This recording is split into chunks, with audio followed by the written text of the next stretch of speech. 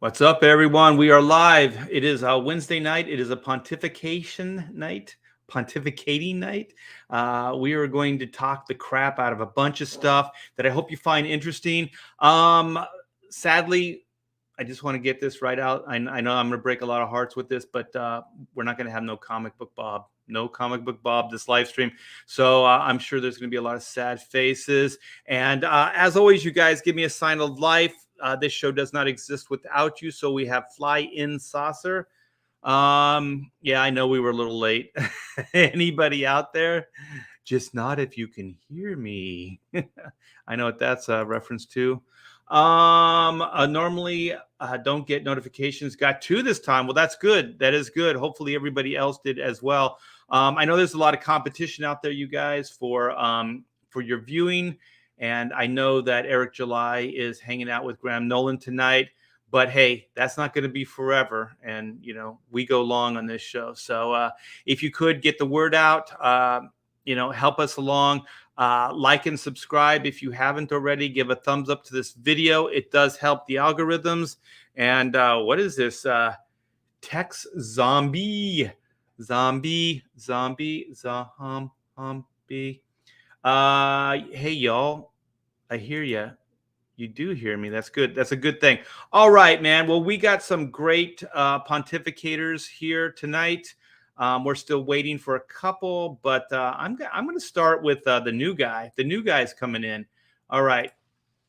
Chris Wozniak. What's up, brother? How's it going, man? Nice to be here. That's good. Good to see you, man. We had you on a couple nights ago, and man, you you dropped a whammy on us. That whole Batman thing is quite controversial, and I really hope that things go your way, because I think these big corporations have got to learn to treat people better. You know what I mean? These aren't just things that they can steal. And if you guys don't know, go to what is your YouTube channel called? Full Blown Psychosis, which is my publishing name. And the video you want to start there with is Batman Gate 2.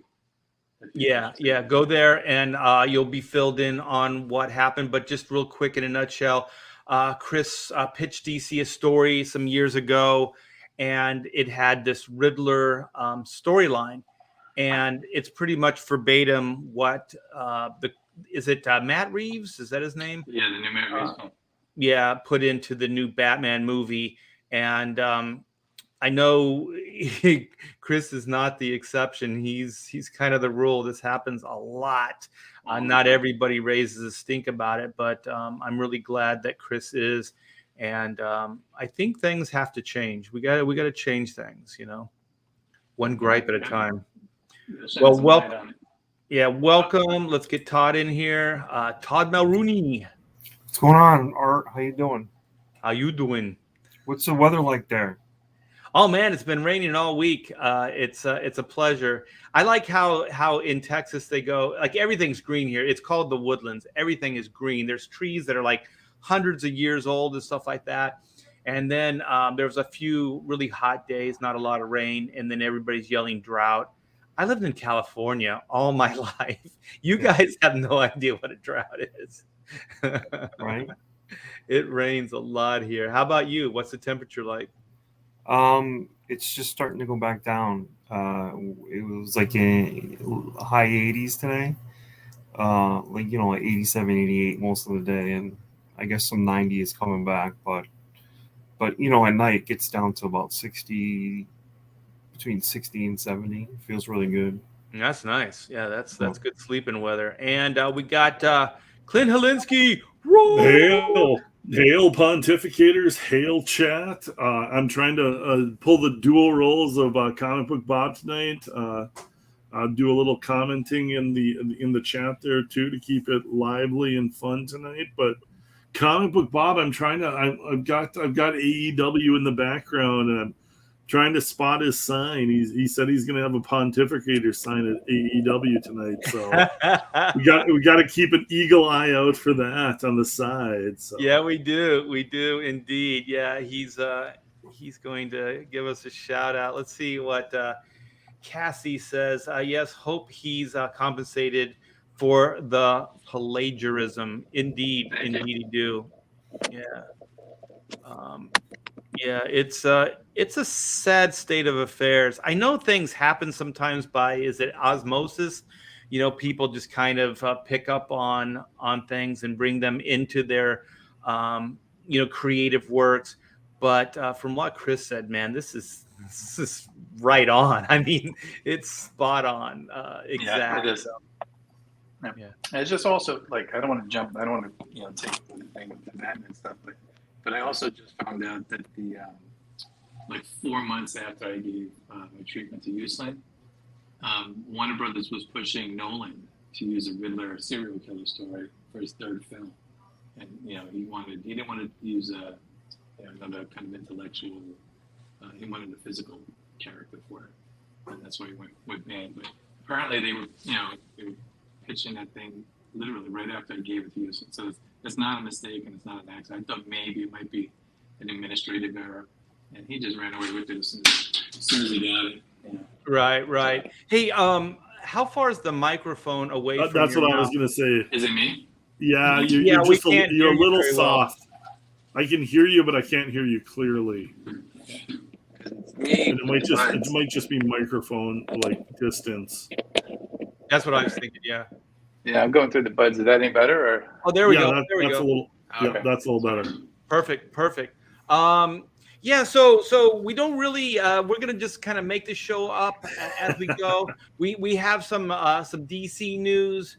I think that the powers that be over at Warner's and Discovery are going to start looking at some of the DC books. So this is going to get interesting. We also have.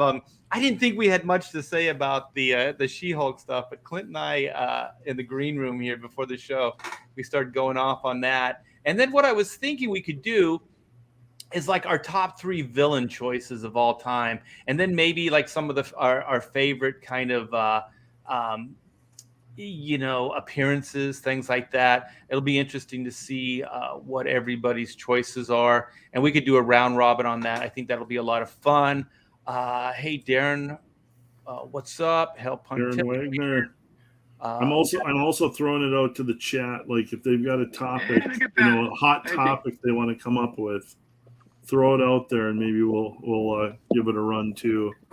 Yeah. I mean, this is very interactive, you guys. So you guys can steer us in directions. I think we can kill a lot of time with just what the mess She-Hulk.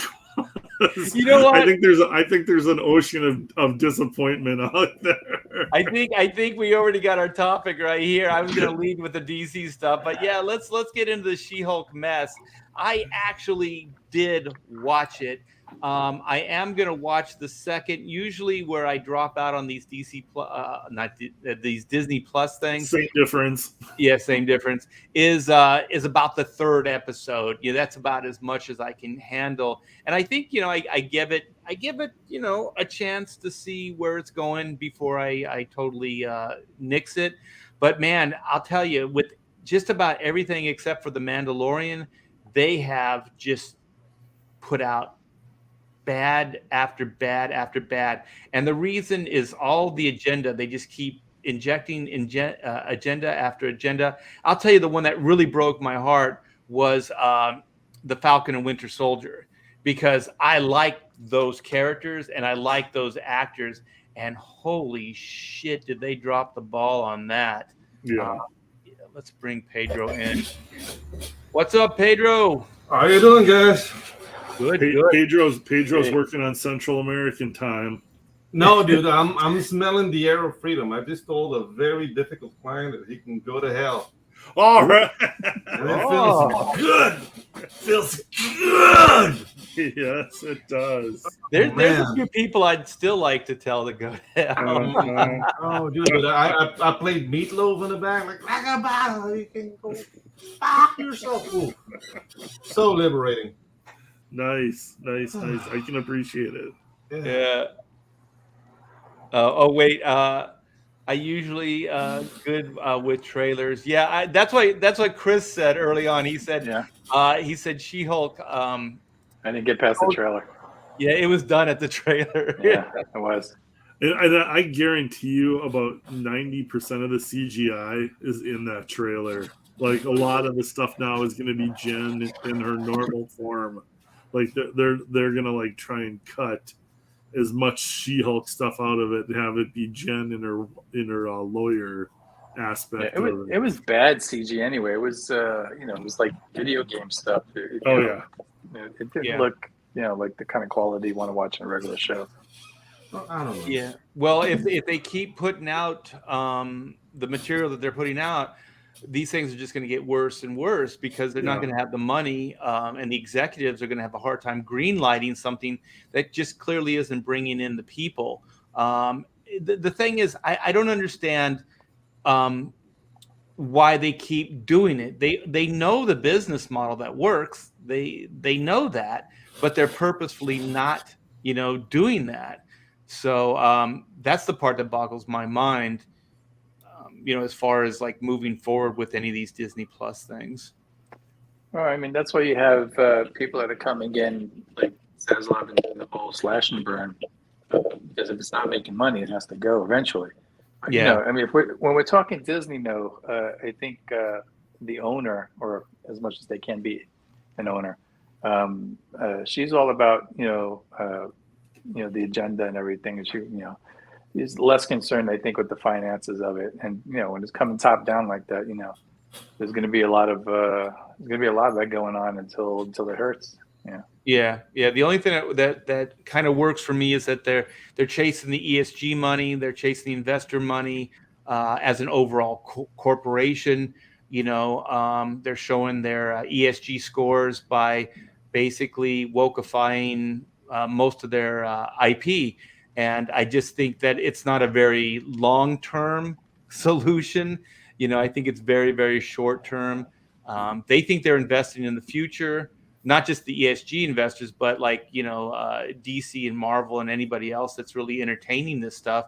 I do think it's really short term, and it's going to eventually blow up in all of their faces. Yeah, I don't think any of that stuff is sustainable.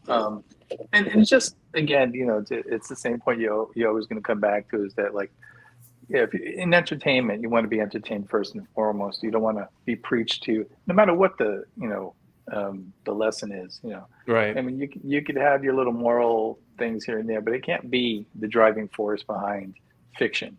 Because it gets dull. People don't want to pay attention, and then you have the other problem where you have half the population just don't agree with it in the first place, and you cut your audience in half right there.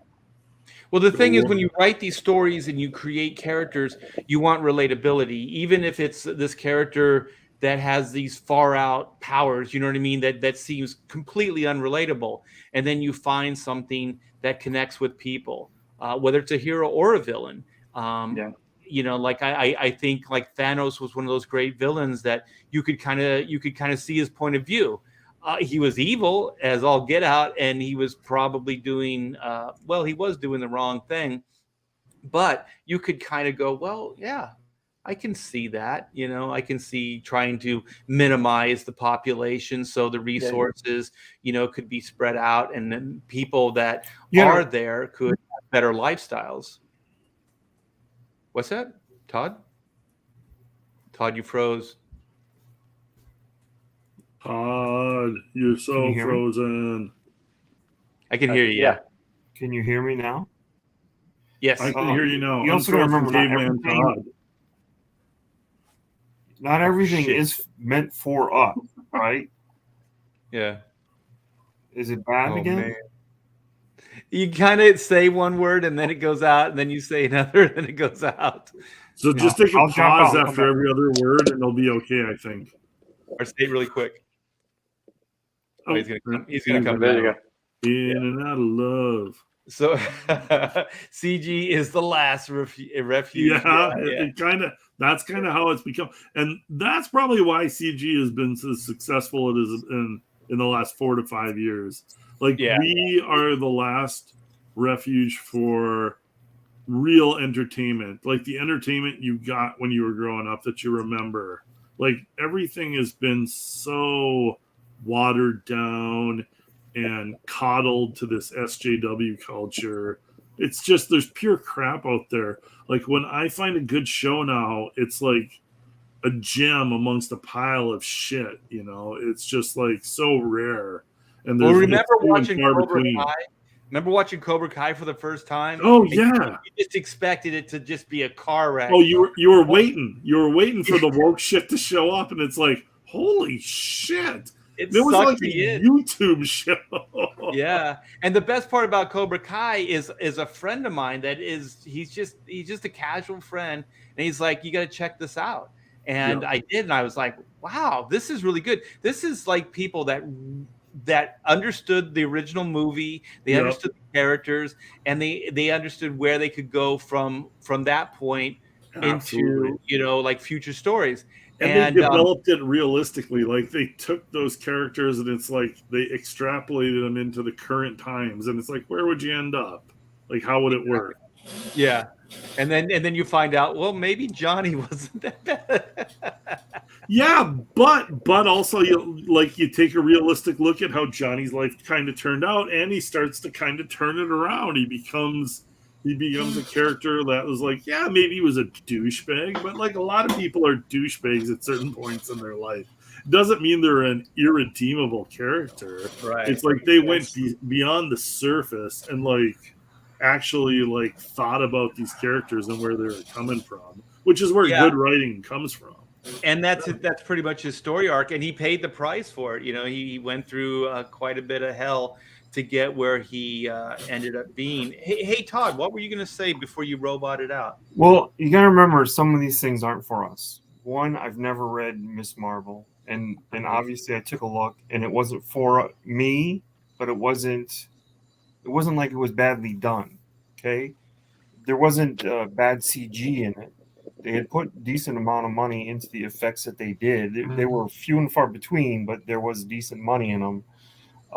But again, it wasn't made for me. I know that Ms. Marvel, the one with the little girl. Yeah. Okay, yeah, definitely. I mean, that wasn't for us at all. But I mean, but the idea and the topics within Ms. Marvel were really cool, but they were poorly executed. And I'm talking script-wise. Because there's so much to tell about that time period of the separation in India and Pakistan. Like, dude, that was horrible. And it was brushed over and just like, it was like a millennial take, very selfish on that time period. It was like, how do I feel about this? Like, no, people are dying, you know? So I did watch it. I did watch Miss Marvel entirely, and I mean, I just like as a scientific, like when you like drive slower to see a car crash. That's how I saw it. But yeah, it was that like it had really nice ideas within it all, but everything was poorly executed. Like you couldn't like relate to any of the characters. They're just old kids that if they died, I wouldn't care. Like there was one that got like hit really bad, like, and it's just like, oh, he's dying. Oh, he didn't. You know, it was like that. It was like, nah. Well, She-Hulk is a little different than that. I mean, when you look at the marketing and you look at the way Ms. Marvel is just artistically, you know, with the little drawings and all that stuff. I mean, you could tell it's not for guys or anything like that. I mean, it's definitely tailored in a certain way. But She-Hulk has always been one of those kind of like guys like She-Hulk. They like the She-Hulk comic book. They liked everything about it. And the thing is, I just, I remember reading Zack Snyder, the director of Justice League and the Superman movies and stuff like that. And he said that he doesn't believe in altruism. He doesn't believe it exists. He said everybody has a selfish reason to do what they do. And I don't know if I necessarily agree with that, because I think there's a lot of people that die helping other people, in the process. So, but also these are aspirational heroes. These are characters that this isn't reality. So even if you feel that doesn't mean you have to write Superman like that or any of these other characters. Especially Superman. Yeah. Superman. Yeah. So when I watch this, like when I watched She-Hulk, I did watch the first episode, and it is everything that people have said. I mean, it's pretty bad. And the thing for me is that I think there's a generation that doesn't even understand like the fundamental hero's journey. They don't even understand what makes a character likable, relatable, or even heroic. Yeah, So, but Art, yes, about that She-Hulk episode, there's something that really, really like sparked my alarms. Because I mean, She-Hulk is herself. Like she doesn't have like a second identity when she transforms. She almost killed 3 guys at the bar. yeah, Was well, that's that where I was going was with that everything. Yeah. her? Was that her that was gonna then dude? She's a sociopath. She should go to jail. Like this is like I do it. I'm doing. I'm in charge of my emotions. No, you're not. You're a loose cannon, and you're gonna kill somebody. Yeah. And that's not really like I don't know if that's her journey. Like maybe in the next episode she's gonna find out that she's not really in charge. I don't know. Like I don't want to judge this. I haven't watched, and maybe that's the arc of the show. Maybe. Yeah, that's why I always go like, I'll go up to episode 3 and see how it goes. But Yeah, what Pedro's talking about is there's an accident, the car flips over, Bruce is knocked unconscious, he's bleeding. They set up this really bad reason why he could be hurt is because he was stuck in human form or whatever, and he had some kind of inhibitor that was helping him heal a broken arm. So it was just kind of like built in like reason for him not to be able to heal himself, right, or to bleed. And so she the She-Hulk, what's her name, Jennifer Walters or whatever, she gets him out of the car because he's unconscious, and so she's got a scrape on her arm, he's bleeding. He bleeds into her wound. She starts groaning. She looks at the reflection in the car. She flips out and then she runs away. Okay, one, she's not very heroic. She left. This guy could have really needed help, right? So she just leaves him alone because he's human. He's not the Hulk, So she leaves. She goes to, like you said, Pedro, to like a bar, and also it's a bar it's ladies' night. There's certain storytelling aspects that they made sure were there. It's ladies' night, right? So what does ladies' night do? They can go there, they can drink cheaper, but it also brings the guys, right? Because they know that the ladies are going to be there, right? So this is a marketing ploy as old as time, right? This is how bars do this stuff, right? So she goes in there, she's using the bathroom, and all she can think about is cleaning herself up, right? She doesn't go back for Bruce, nothing like that. She's in the bathroom trying to take care of herself. And so already not a hero, right? And so these kind of hoe-looking ladies go in there and they start spraying her hair and putting makeup on her, and they go, you were done wrong, like by your man, and they just discount anything. They don't say, because she's bleeding, they don't say, let me get you, an ambulance or get you into the hospital or something like that. No, they just start like tarting her up like they are. They put their clothes over her bloody clothes, and so then that's kind of the scene. And the writer said this is the most important scene in the story. This is horrible. Okay, so then this is where Pedro was talking. She goes out to the front of the bar and she's trying to figure out, I guess, like what her next move is or whatever, right? Keep in mind, Bruce is still back at the car, bleeding out or whatever he's doing. Yeah. Right? And so then she's tarted up. These 3 guys come out of the bar and they say, hey, they're kind of sympathetic at first, right? Don't they say like, can we help you or something like, something like that? But it's not overt like a cat call, like, they're calling her like hoe or sleep with me or that kind of like derogatory stuff. It's kind of borderline decent. You know what they want. It's like concerned sexiness. Right. Yeah. But nobody went like, right. Yeah, they weren't like trying to grope her or do anything. But the thing is, keep in mind, this is ladies' night.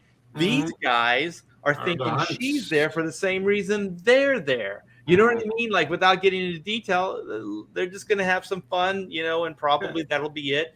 Wake up in the morning and regret, the whole night. And so going sleep, say no more. Yeah. So then she just gets pissed. She turns into the She-Hulk, and then she starts clobbering these dudes. Keep in mind, she's super powered. These are just humans. she could kill these people so easy. So she pounds these guys, and then Bruce comes in and stops her from murdering these guys. Yeah. That's not a hero, right? No. And the thing is, like, if she had like the double personality the Hulk has, because that's stated in the episode. But it's like, why are you talking to me like that? Like, are you there? Yeah, I'm here. So she's conscious. She's not like the rage monster that Bruce is. Yeah, she doesn't have an alter ego. She doesn't have an alter ego like Bruce does. So when she turns into She-Hulk, she's still Jennifer Walters mentally. And so all this stuff comes out. And so then Bruce, I got to try to nutshell because this is going to take too long. But in a nutshell, like Bruce says, hey, I can help you. You know, we'll help you get your rage under control. And she says, I don't have rage. I don't have a problem like that. She goes, and then at one point she goes, I think then she said, I'm a woman and I'm always angry. Like there's tons of contradictions in this story.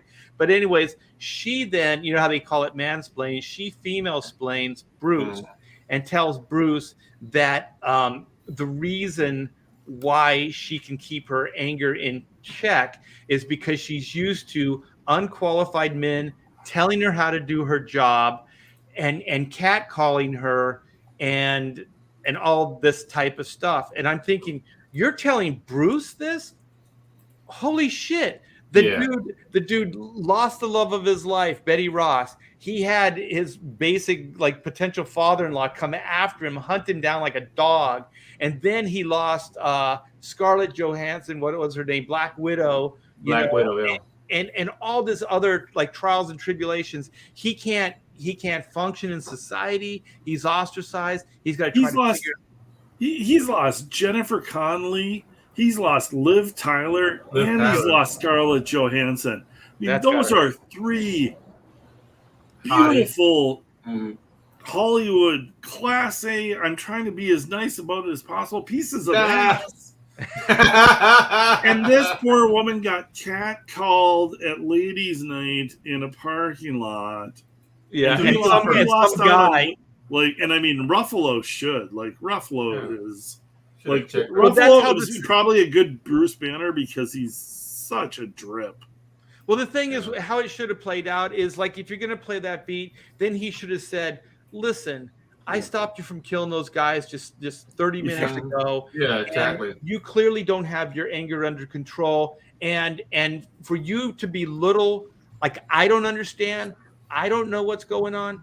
This is my history. So don't belittle what I've gone through and say, I don't understand your plight. I understand it and then some. So let's get past this bullshit. Feel sorry for me. You know, you're a woman stuff. And let's get down to, take care First of all, Mark Ruffalo doesn't have enough spine to deliver any of those lines. So he would throw a little hissy fit if he had to say and for something. For the record, as Mark Ruffalo, as the Hulk, I would have said, and that you being catcalled, I need evidence. Yeah, exactly. Well, like even my wife said, it's like catcalling is kind of like, you look good that day. You're looking good. It's not necessarily a negative. It can be if they start trying to grope you or take it too far, or what they're saying is really derogatory. But if they're saying, they're whistling and saying, "Hey, you look good, sweetie," or whatever. Hey, it is what it is. But other than, I memean, what if it was a guy, like, right? You're coming out of your place of employment and some chicks, working construction go, hey, dude, I've been catcalled by big black women working a chicken fryer. Nice. Oh yeah, I felt good. Yeah. Did they get into any actual story, or was that it? That's pretty much the whole stuff. That's the premise. That's the first episode, right? That's the whole premise. The whole first episode is they're very short. The Hulk or him putting his hang-ups on her saying, "You're different, Bruce. I don't have the same hang-ups," and then her lecturing him about what women have to deal with versus men. Like that's Right. basically the whole point. And then she's Oh, trying to it's tell It's him. 2 lines worth, but what did they do for the rest of the other 20 minutes? It's once again, it's like we all know storytelling, show don't tell. All they do is tell, and they contradict themselves, constantly because she says one thing, and then she just keeps getting pissed off one right after the other. It's not good writing. It's right not, throughout the story. well, And also I've already read yeah. where like this episode, the part with her and the Hulk and her origin story was supposed to take place in episode 8. So they've already decided that their original idea, they need to rework it, and so they're shift. That's never a good sign in a story where late in the game we're just start shifting stuff around because we want like that usually leads to really garbled storytelling, and that's where they're starting out from. So, I'm not expecting much from this series. No, because they don't understand it. Like Cecil did this. I encourage you to go to Cecil, go check out his YouTube. He broke it down and he compared it to the comic book. And I tell you, there's this scene. It's 6 panels, and they break down that entire first issue with 1 page of She-Hulk, and she's talking to Bruce, and Bruce is beating himself up. He's beating himself up because if you guys don't know, Bruce Banner saves Jennifer Walters' life with a blood transfusion. It was the only way he could think of saving her life at that moment in time. So what he did is he saved her, but he cursed her at the same time, right? Yeah. So he feels bad. So he's talking to Jennifer Walters, and he's saying how bad he feels. And then she just says, listen to this. This is how you write these characters. She says, Bruce, don't beat yourself up. It's okay. What you did was what you had to do to save my life, and I forgive you. Everything's fine. And then she said, as a hero beat, she says, now I have the ability to help people with these powers that you've given me. God damn it. Gratefulness, so awesome, graciousness, like this is how you do these things. And the reason that they didn't use this in the book, and this is what me and Art were talking about earlier, is the main writer, I think her last name is Gao, G-A-O. She didn't want the main female lead to be beholding or be saved by a man. So they rewrote the origin story so that it's an accident where his blood drips into her arm, not by choice, not by having this emotional storyline where it actually creates depth to the story.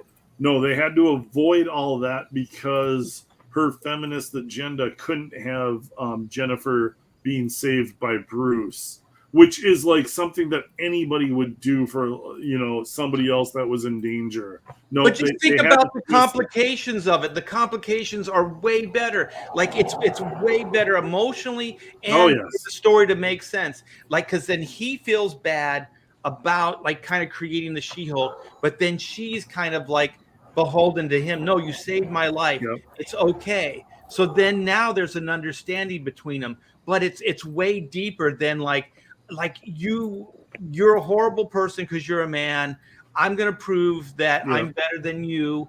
And, I'm going to kick ass. And then there's even a fight between the two. And it's I'm sorry, if the She-Hulk fought the Hulk, no competition. The Hulk would win flat out. It's absurd. It's just classic SJW watering down of the original content that made sense. That was a good story that developed characters that you saw from different angles, reasons Bruce Banner was torn between saving her with his blood and knowing what a curse would be from what he has went through being the Hulk to I drip some blood into you, and then she gets to lecture him on that.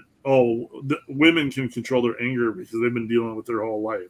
Infinitely more than you. Yeah, the writer of this story, the whole story revolved around that little tidbit of her explaining she's controlled her anger that he's never been able to. And then she just contradicts herself throughout the whole story. Oh yeah. Oh, I gotta take the bait here. Everybody's baiting me with the Lou Ferrigno. Art wants Lou Ferrigno in the series. LOL. Ha ha ha. No. Tech Zombie says we need Lou Ferrigno back. Right, Art? Right? No.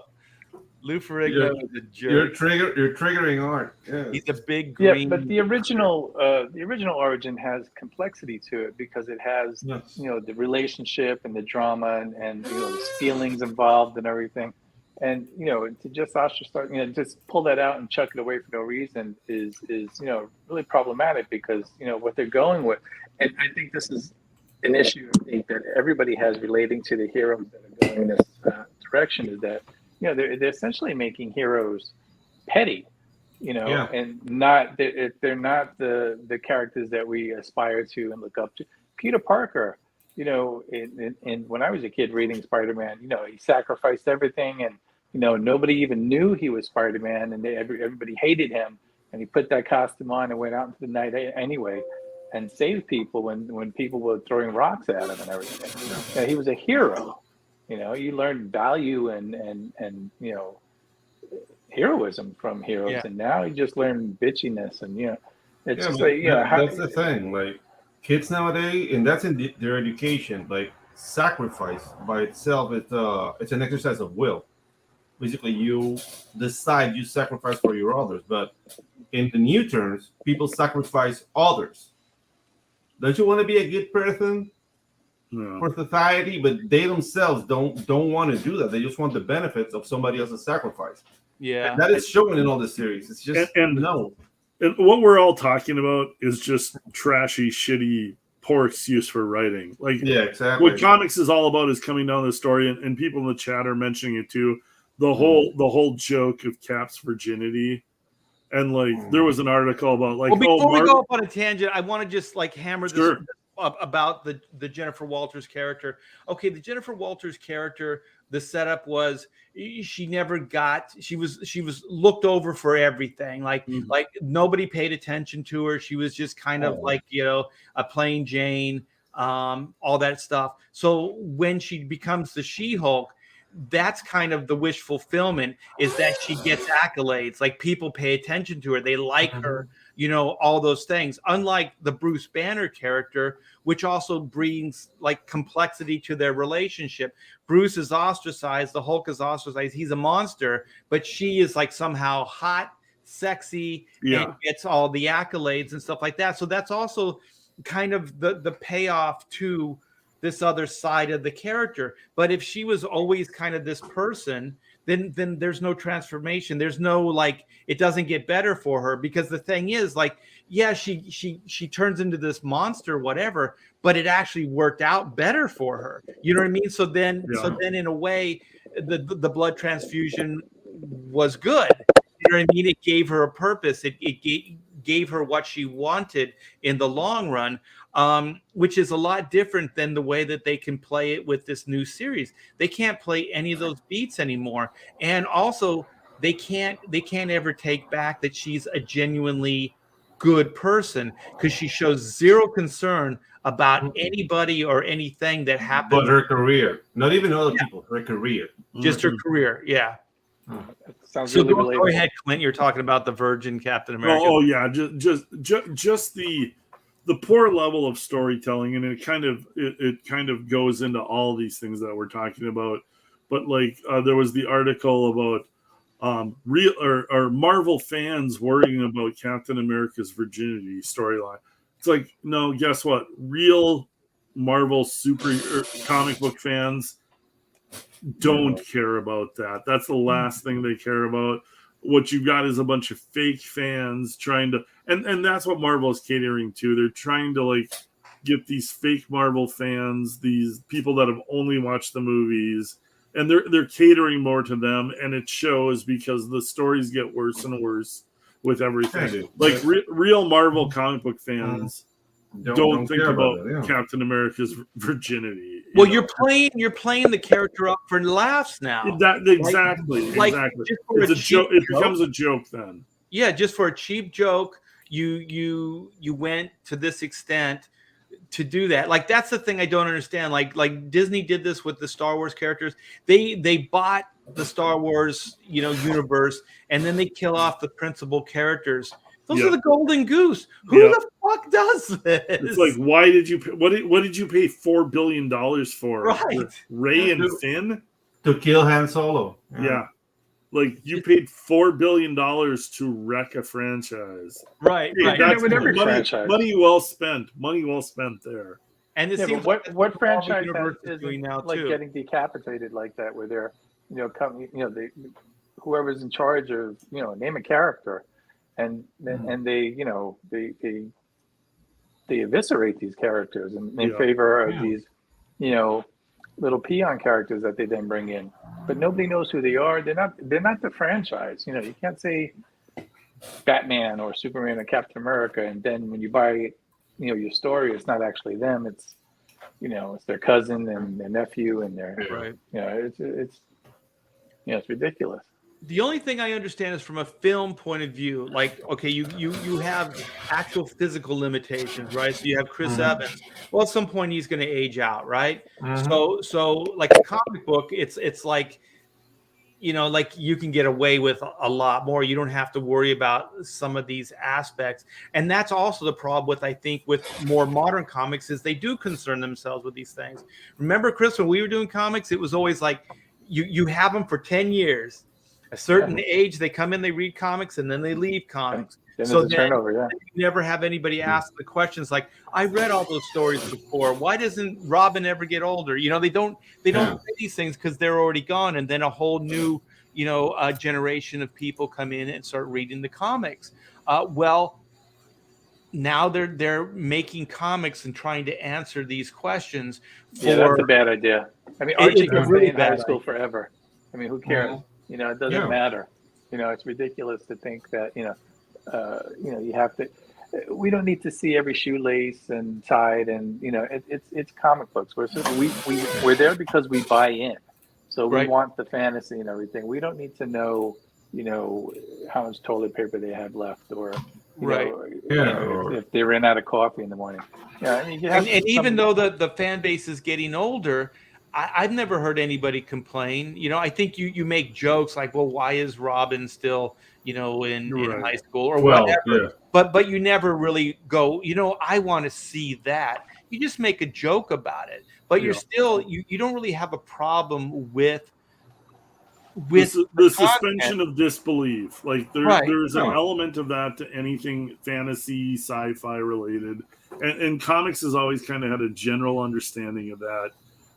The woke, I don't think the SJWs, they can't deal with that because they put themselves, like there's that interjection. So they want the explanation. Like everything is self-involved. These stories aren't for everybody. These stories are just for me.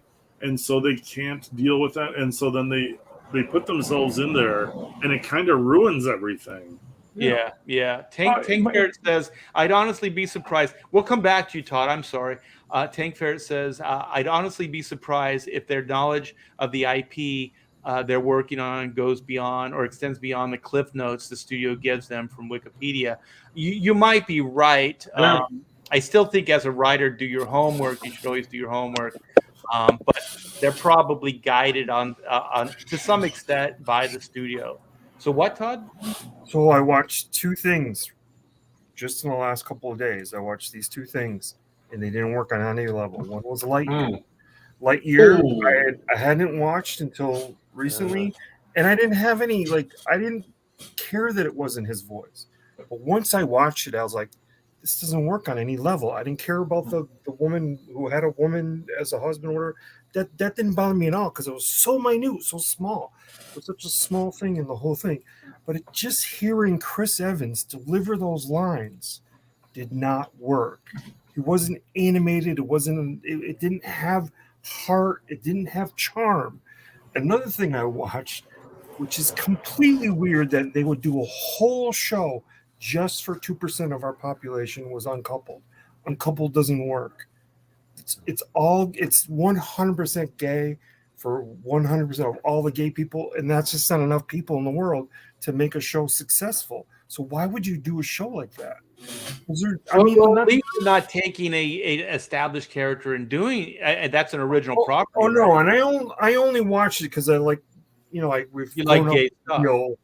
No, we've grown up with Neil Patrick Harris since he was a kid. So, you've seen somebody's career over a span, and he's never done anything I would sit here and say I hate. No, Neil Patrick Harris has been very entertaining through the years. He's a really good actor, yeah. I just hate the whole NPH thing. Like, yeah, he's a good actor. Like, oh my God, it's NPH. She's nuts. Like, whatever, dude. Show me a movie. I loved him as Barney. Barney was the best, man. I loved Barney. Yeah. They could redo Lightyear with Tim Allen's voice. Yeah. Put it out again, and everyone will go, "Oh my God!" And that'd be a movie that makes double. It should make. Well, this is the problem. Is it bombed? They didn't want to go with him because he's a conservative, and two, I think they wanted to go with like some kind of bigger name. And the problem is you captured lightning in a bottle with Tim Allen and Tom Hanks. Those two voice casting and their voices against each other, working against each other is gold, right? And the thing is, what people don't understand is the reason Tim Allen works, and very few people. There's Patrick Warburton that could do it, and I think that William Shatner, even in his older age, could probably still deliver it. Those guys there's a cheesy quality, like I'm putting you on with a hero voice, but there's integrity, there's like sincerity to it. Works. It's like Adam West, like there's a whole slew of actors like that have this delivery. Like, it's kind of cheesy, but there's this integrity behind it. And no matter how much you try, like Chris Evans, try to do it this way, it's never going to work because those guys either have do it or you naturally. Yeah, but like you have to understand that originally the character of Buzz Lightyear starts as a toy who thinks he's a real space explorer, right? Yeah. And it all springs from that. And as the movies progress, he already knows he's a toy. Now there's the animated series where they did. I mean, if the movie did what the animated series have done, that would have been a great movie because it's like the Buzz Lightyear, like the show. It's Star Command. It was like the Green Lanterns. It was like they had sectors and stuff like that. Yeah, and that show was cool. But they wanted to take like a tone of seriousness, and it didn't work. Even the formula for the show where he kept doing this this trip over and over and over and over again. It was just weird because they took all the. It was like too much science and not enough heart. It wasn't charming. Really. That's the thing. Well, there's also one thing that modern filmmakers don't understand, and I talk all the time about this, is they don't understand like humor, just like humor of old. Like let me just throw this out there. Okay, Big Trouble in Little China, right? Or even Star Wars. There's kind of like this tongue-in-cheek kind of thing going on there. But the reason it works is because those actors are completely invested in this far out farcical shit, right? So you have what's his name from Big Trouble in Little China, the actor. Kurt Russell. Kurt Russell. Yeah. So you have Kurt Russell, right? And he's delivering all the lines straight, right? Everybody in this thing, there's crazy shit happening everywhere. But they're totally in the moment. They're playing it straight. They're playing it sincere. I remember reading like Harrison Ford was like, "What the fuck am I doing?" When he was reading the Star Wars script, like he had no idea, but he played it straight. He played it like all this stuff was real, and he was just kind of like throwing out one-liners and stuff like that. Just like the Three Stooges. The reason the Stooges works is because those guys aren't making fun of the fact that they're getting hit in the head with hammers and shit like that. To them, it's real. Like they're really like in that moment, it's sincere. And so that radiates out. I think new humor, it has to be, they have to telegraph it to you. They have to say, we're putting you on. Like wink, wink, nudge, nudge. They have to say, hey, this is a joke. Isn't it stupid? Like they have to be kind of cynical with it. Like, and I kind of blame Joss Whedon for this. Okay, it worked for Buffy, but it doesn't work for everything. Where if it was a big hairy ape character, they'd go, "Oh, look at that cheesy big hairy ape." They would say exactly what you were thinking, and in turn, it diffused the problem. So in itself, it became the humor, but it also gave birth to a new way of telling these stories, which is they now ironically point out, you know, the irony in it. You know what I mean? Like they have to make you understand that this is a joke. They're doing a little meta to like call it out, but then we can all be in on the joke together, kind of thing. Yeah, did you say need life meta? Yeah, that's what experience. they call it. Yeah, meta. You need life experience. Joss to have a sense Whedon of humor. and then Taika Waititi. Is his real name Taika Waititi? Because I heard somewhere his name is like Shepherd Teal Cohen or something. He's from New Zealand, and that does seem to be kind of a New Zealand-esque name. But yeah, it's like a Vanuatu. It's like a Vanuatu name. It's actually Taika Waititi. No, it's Taika Waititi. Well, the thing is, Taco. Okay, Joss Whedon understands. Taco, but Taco does not understand. No, like he's doing it because he's like a second generation Joss Whedon. You know what I mean? Yeah. Oh, yeah. That's what he is too. And I mean, like Thor: Love and Thunder is a perfect example of somebody who got a little bit of success and then they let him do whatever he wants. Yeah, like he made Thor into a fucking moron. Like that Thor movie is pretty much hot garbage. Like Ragnarok was interesting, but he didn't. They still had the reins on him. It's like you can't be completely absurdist with superhero movies. Like there has to be some redeeming quality, and like Thor: Love and Thunder, he went over the deep end on it. Look, Right. I know Kenneth Branagh. I know Kenneth Branagh wasn't successful in the first Thor, right? But I like where he was going with the whole Shakespearean like aspiration separate. But it didn't work. So you need a middle ground. You need take it serious, but have a sense of humor about it. Exactly. I liked the Branagh film. I thought it was great, and I thought like the Thor stuff. You know, and he slams down the coffee, and you know he gets hit by Jane. Oh yeah. There was some funny, but it was just humor that happens in real life. It wasn't like here's a joke. That's the difference. Is they telegraph the joke. The one that gets it, the only modern day filmmaker that I've seen that gets it, and it was only in the first one. It was Guardians. It was that James Gunn or whatever his name is. Gunn. Like that was all played straight. There was like really ridiculous. There was humor in there, but it all came out of character. Like Drax, his bloodline, his species of people clearly don't understand sarcasm. They don't understand humor. So then that becomes a joke. He takes everything literal. You know what I mean? Yeah. So you have to be careful when you say things. So there's like these things that are built into the humor that makes it all work. But the second one, it's like he clearly didn't understand what made the first one work, because then the second one was like, here's a joke. It felt like a parody of the first movie. Yeah. You know what I mean? Like, you have to work. That's the trick in storytelling is having the right blend too. You want a little humor, but you also need to take your characters serious. But the humor can come out of the situation or the character, but not as a written joke. Yeah. Yeah. When you make a comic book or a film, you know, about a comic book character, you got to stay in that window that everybody knows where these characters live.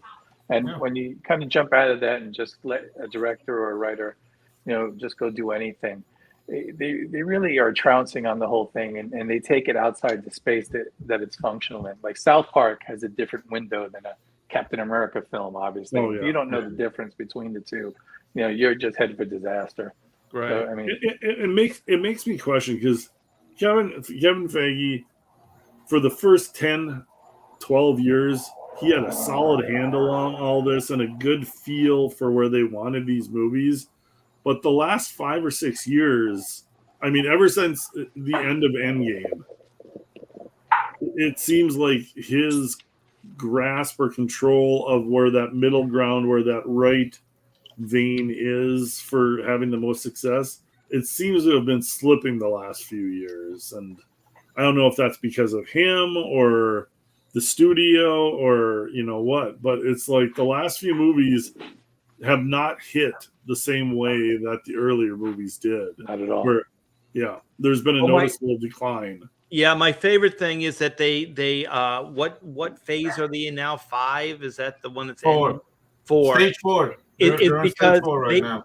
they ended it early because they needed to, because they were crashing and burning. So they need to end it before any more crap hits the market and retool these things. Because I'll tell you also, this is the thing that it amazes me. Disney has Marvel and they have Star Wars, and they're both treating them exactly the same way, without respect and just. But the thing is, they have billions of dollars invested in these franchises. So it's so weird. They build an amusement park, like all the money that Disney's spending now is going into Marvel, building attractions in the amusement park, all these things. Those things cost millions and millions of dollars, hundreds of millions of dollars. And it's the foundation is weak, and it's getting weaker every day. So they're going to be stuck with things that aren't relevant in that park within the next 5 years. Like, I can't see Star Wars sustaining another 5 years. I can't see the Marvel universe sustaining another 5 years. Those parks have like decades and decades worth of history. Like, they're going to be retooling those things in 5 years, rebranding. At this point, not recognizable as those franchises. In the next 5 to 6 years, they need to make a new Star Wars movie. What the hell is it going to be? Like, there's no plans out there. Like, they've talked about Rogue Squadron or whatever. Like, there's no solid plans that anybody is excited about for a Star Wars theatrical movie. Yeah, but I mean the thing. Okay, they do a Rogue Squadron film. Is it going to be like Luke, Dax, Wedge? No, Kings, there's no way. Going to be those guys. It's not going to be those guys. What Rogue Squadron they're talking about? It's not going to work. And also, who cares? Like, they had the right idea where they were like, we need 3 principals, like new characters to continue this franchise, and we need to go into new directions and explore the universe further. But the thing is, they turned Rey into a Mary Sue. The one, what was his name? They threw away Finn. Stormtrooper. Finn. They threw Finn away. Finn was the best character. Like, Finn was the best character. When I saw that it was a stormtrooper that had a change of heart, I was like, that's ground that you guys haven't covered yet. This is what moving forward needs to look like. Oh, well, but then they just X'd his character out. They butchered him. They just buried it. And I was China didn't like him. That's the thing. Like, whoa, China doesn't like Finn. Finn's out. Oh yeah, that's part of it. That's part of that it. Whole thing. They got so much money from China and Star Wars movies. Yeah. But then we've also proved with Maverick, the new Maverick movie, that who gives a shit about China? Dude, I'm pretty sure they're not playing Maverick in China. Oh, dude, they're not. No, I don't think they are, because like China wanted the Taiwanese flag out of Tom Cruise's jacket. Bomber jacket. Oh, that's right. Out of Tom Cruise's jacket is. He's like, oh, what is it? That is the Taiwan. Like, dude, it's my movie, and Taiwan's staying, and it stayed, and dude. Tom Cruise opened a lot of eyes this summer, and there's a lot of studio heads rethinking where they're making their money and how they're making their money. Because up until now, it's been nothing but Marvel stuff that's made that kind of money. Tom Cruise went in there and was like, "Oh, hey, wait a second. Guess what? Guess what? People still like. They still like America. They still like heroes. They still like action adventure." And slow motion borderline gay scenes at the beach. Hey, that happens. There's nothing wrong with that either. Nothing wrong with that. People a bunch of ripped guys oiled up on the beach. Yeah, Admiral Wackass, not volleyball. Yeah, Admiral Wackass makes a good point. Finn would been with Rey as a love interest if it's not for China. Yeah, well, he's probably right. Like as soon as they stopped that part of the story arc, that character died because. The only reason that Finn kept going was for that girl. Yeah. He was willing to put it all on the line for Rey. And that's the only thing that motivated him through that first movie. He was going to bail, you know. Oh but yeah, then he was looking like, to get out. Yeah, and so there was still some good setup in that first movie. I don't think the first movie had the issues. No, They the could first have movie was decent. redeemed it in the second and third. They could have built on it. Last Jedi is pure vomit. But they did not. They just it was just a cluster F. But I think there was relatable stuff in that first movie, like the first Finn movie falling set for the everything girl up. and then deciding he was going to go on the journey, which is pretty much what Mark Hamill's character did too. Like he was like, she's beautiful, like it was his sister, but that's another. Yeah, that was very weird. Well, you know what? Maybe Rey was his sister from another mother. Or another father, we can't judge. Well, she's a Palpatine. Yeah, that was in the end. If you want to be really sad and down and dark, in the end, the Emperor wins because all the Skywalkers are dead and only a Palpatine survives. Yeah, exactly. A Palpatine with yellow lightsabers. Like if you're into Star Wars lore, like yellow lightsabers are the color for the Jedi Sentinels, which is something that was extinct by the time the Republic fell. And that to me added more salt to the wound. I don't know, man. I'm just who wants to take this? Who is Finn? Who is Finn? Finn is a stormtrooper. The guy who got photoshopped out.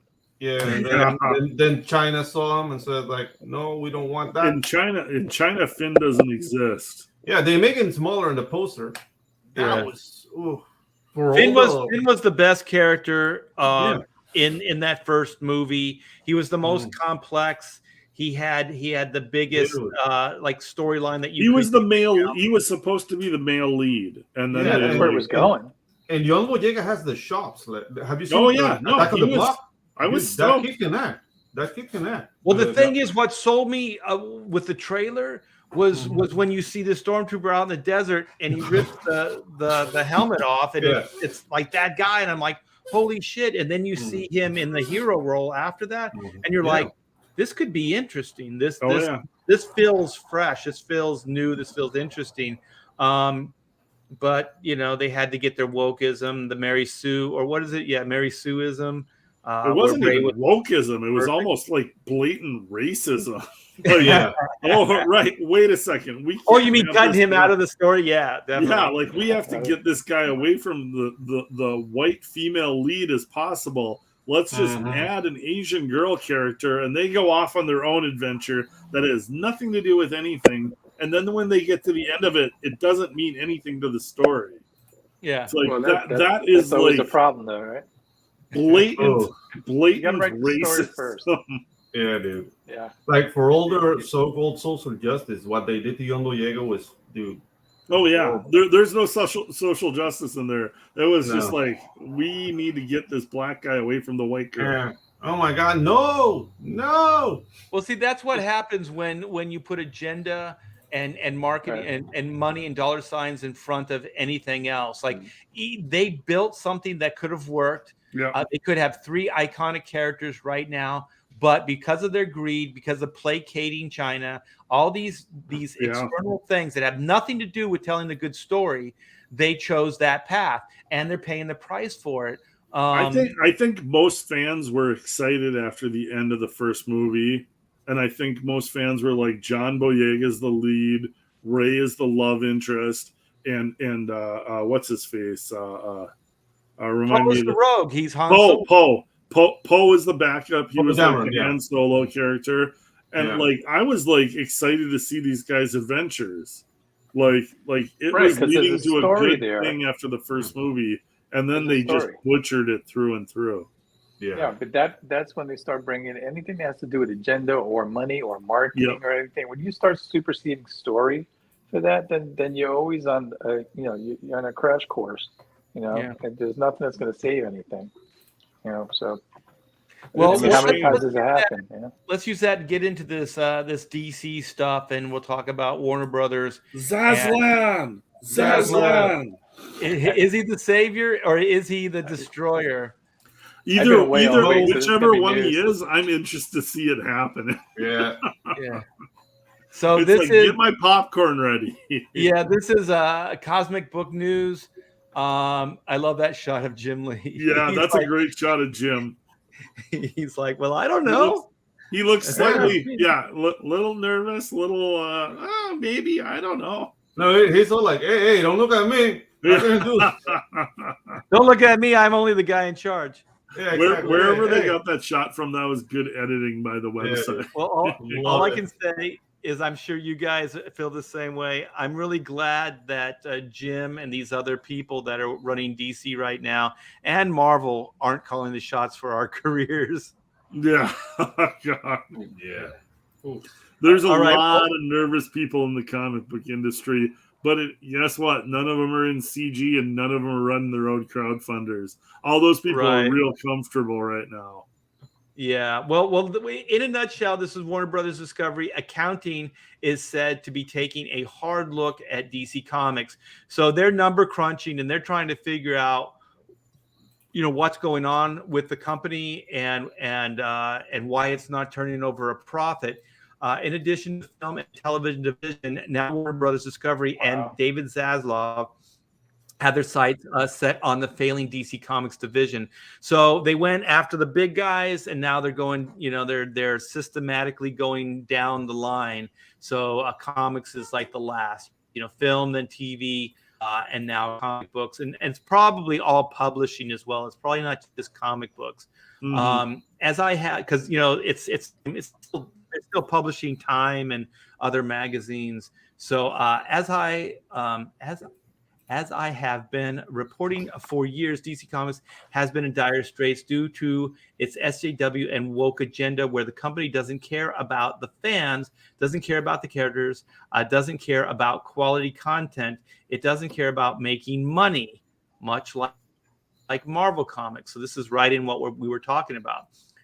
Well, with a new merger, it's all coming to a head for Jim Lee and Marie Javins. As it's reported, the accounting office of Warner Brothers Discovery have been taking a hard look at the books of DC Comics, where things are so bad that only Batman sells, as last month saw over half the comics published not making the top 100, not the top 10, the top 100. Half of their Crazy. publishing line is not even showing up on the top 100. Okay. Does anybody know how many books publishing right now? Month? Well, it's got to be around 52. Take a guess. Doesn't it? Anyone? No, I don't know. No. What do you What think? is Like it? 50, 100 books? I don't think it's 100. 100 books? Yeah. It's also no coincidence that at Comic-Con and following that DC Comics has made big announcements, which includes Todd McFarlane and Greg Capullo on a Spawn Batman crossover. Jeff Johns is involved with the new golden age of DC Comics and JSA, right in time for Dwayne Johnson's Black Adam, who have been told wants to take over the DC films and Stargirl. Dwayne Johnson does? Well, probably Jeff what's your- Johns. I wonder if Jeff's got some ties in with Dwayne Johnson already. He Oh, wants to develop that whole Justice Society. Mm. Because Let me Jeff read has this written again. Jeff Justice Johns- Society in the past. Okay, yeah, you're right. Okay. So November 22. Oh man, we broke this last week with the Batman Mark Silvestri stuff. Oh, Reveals God. involving Mark Silvestri on Batman Joker. That's going to do well for them. That's a gonna relaunch sell. of Wildcat. Wildcats, I don't think anybody really cares about it. How do you Nobody guys gives feel a about shit. Wildcat? Nope. But that Mark Sorry, Silvestri Jim. Batman book, that is going to save a lot of retailers' asses right before Christmas. That book is going to do Thank goodness. gangbuster numbers. Yeah, I'm glad. Superman and more. I've also been told in the works includes some sort of Stan Lee take on DC characters. I don't know what the hell that means. Can you guys Oh, speculate? that's What do you think that bold. means? Unless they're gonna like reprint all that old Amalgam Stan thing? does the DCU, but that was from a decade ago. Yeah, it's really old. Maybe they're just talking about doing a redress again. Yeah, I mean, just slap new That covers would on be a it and stuff. mistake. Yeah, they're all about reboots. Yeah, that would be. So, The thing is, DC doesn't have anybody even close to the Stan Lee type of business or personality to No. take on a Stan Lee position. So I think that's When not Jim's gonna work. drawing, Jim can draw and be that kind of person, but like just personality wise, like nobody. You need somebody really gregarious, really out there, and there isn't that many people in comics that can pull that off. You know who they Well, also- kind of had? They kind of had was it Dan DiDio? Yeah, Dan DiDio like was a little bit of that. He was a little bit of the showman. Yeah, he could kind of pull it is off. it What were you gonna Didio say? or Didito? I say DiDio. DiDio, but it might be DiDio. Yeah, it's Didio. Oh, okay. Just I have confused no for a second. idea. Yeah. Sorry for What derailing were you going to say, everything. Chris? Well, I mean, it's just that, like, Jim is a great comic book artist. I mean, I don't think anybody disputes that. He's fantastic. But he's not a writer. I mean, we all know that. And I think, to have that lead, to oversee everything, it might be a little wiser to have, someone who's more story-minded, than, just picture-minded. Because you are talking about somebody who's basically, it's supposed to all stem from story, and somebody who's going to oversee the entire, shop, should be someone who has visions of, where things can go, not what they look like, Yeah, we could. a little more big picture. Yeah, I agree. And I'm not shitting on Jim Lee at all. I think he's fucking amazing. I'm not saying that. I'm just He's saying just not the right guy to run Yeah. a publishing company, and that's fine, man. I mean, it's fine, but also being fans of the DC characters, we can also be skeptical and we could also be judgmental because, I mean, the proof's in the pudding. I think, Warner or Wildstorm kind of did okay. When things started, the market was shifting. I don't think he was able to keep that company going. And so as a Hail Mary pass, he threw it off to DC. And then, as a business person, at DC as a publisher, I just don't think he knows really how to do it or to do it effectively. I think Jim Lee is a good businessman, but I always say Jim Lee is good at taking care of Jim Lee. Jim Lee is the commodity. Jim Lee is the corporation. And you don't necessarily want a guy like that running your company. Like Dick Giordano was talent, but he was a very generous guy as well. So he gave to the creators a lot. He encouraged them and took care of them. So But he was firm too. Giordano was very firm when he needed to be. He would take care of business when he had to. Right. And Tara Wombat says Jim Shooter could do it. Jim Shooter was still kind of a behind the scenes guy. Like he wasn't like Stan Lee. You felt his presence. You saw it in the books. You know what I mean? But it wasn't like he was like Stan's soapbox. You know what I mean? He wasn't that type of showman. So I don't know. I have to hold my tongue here because I worked with Jim Shooter at my company just like 4 years ago or something. And I'm not going to talk about it. Well, I think he could run the company very good, but I just don't think, like, as far as a personality, like a Stan Lee, like when somebody says Stan Lee, I always think of a personality first and foremost, and then it kind of trickles down, great writer, publisher, all those other things.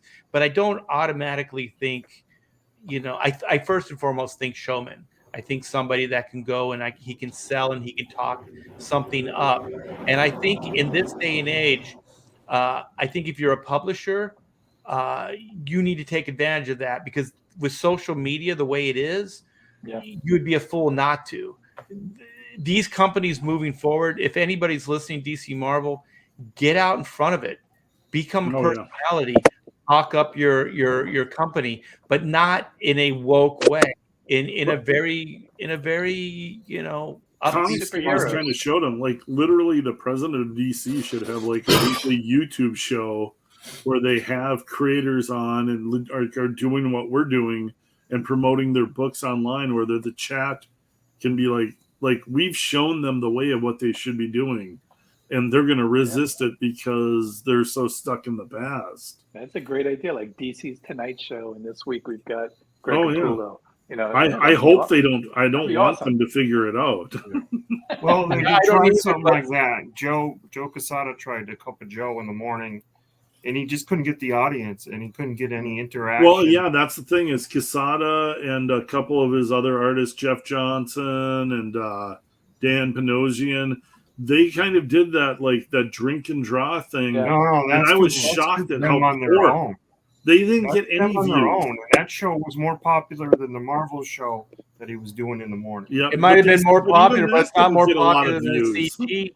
The CG No. shows knock it to shame. I mean, Yeah. not the pontificators, but the professionals' numbers are usually better than the Yeah, drink and draw. But the thing is, it's like Joe's not the right guy either. Joe is not the personality. Like, you got to get somebody who's really charismatic, really well spoke, smart, understands the product, and can get out in front of people. I don't know who that would be, but that's what you need. But you also know? understands the product has to really be at the top of that list. I would put, being a good front man second, because Well, look at Walt Disney. Walt Disney was Yeah. the face behind the corporation. That guy could sell. He went out there. He talked to people directly. Stan Lee, the same way. These are proven formulas. The problem is I think these things become so big and corporate that those type personalities probably get squashed within a corporate structure. Yeah. Unless We're the talking about corporate is really right, looking. exactly that. There's two differences, that both of those guys were idea men, Stan Lee and Disney himself, but also both of those guys were free to do as they pleased, and Right. And execute that vision. Today with there's so many chefs stirring that pot. Nobody has that kind of freedom now, to do this or that. It's everybody has overlords. Right. Yeah, I agree. I don't think, like, even if they tried to do it, Ahoy, hoy. I don't think. Hey, Camel Moon, we got to get him back in here. Oh, Yeah. Yeah, I don't think they'd be able to do it. I think there's some individual artists and stuff that have that kind of chemistry or charisma, I should say, and can pull it off. I just we got votes for who should be the new voice of DC Comics. I think it should be Cecil. Yep, Cecil from the chat. Darren voting for Cecil. Cecil would be interesting. McFarlane's got to be a pretty solid businessman, I would say. Well, there's some people hinting that McFarlane is going to take over DC Comics. And that's what the whole Batman Spawn crossover is kind of like a little bit of a let's lay the footwork or the groundwork for. That would be very funny. That happens. You know what? But also Todd, if you did put him in that role, would not listen to anybody. He would just do it. No, Todd would do what Todd's been doing for 20 years. Yeah, he'd give two fucks about he would do what he wanted to do. Todd gives zero shits. Todd's made more money than most people can count high enough to. Yeah, that would be a wild situation. That's the thing. Me and one of my buddies, we talk about who's made the most money in comics, and it's like it's between Todd, it's between Kirkman, me. Can you count Kirkman though, because a lot of that's from the show. But that translates over. Yeah, it's from comics. He created a comic, so it's Todd, it's Kirkman, it's maybe Jim being president at DC, but of actual comic book creators, artists, writers. Mark Miller with his Netflix deal is maybe in the mix, but who have been the best businessmen? Who have been the guys who've maxed out their ideas into actual money?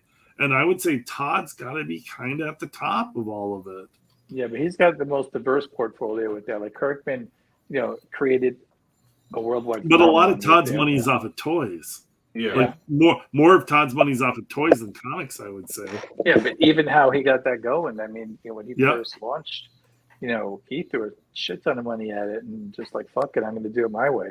Yeah. And everybody thought it was crazy, you know. Oh yeah. Oh, absolutely. They put out the It's best like, toys you're they making your were. own toy company. Yeah. Yeah, and they No, were yeah, fucking great toys.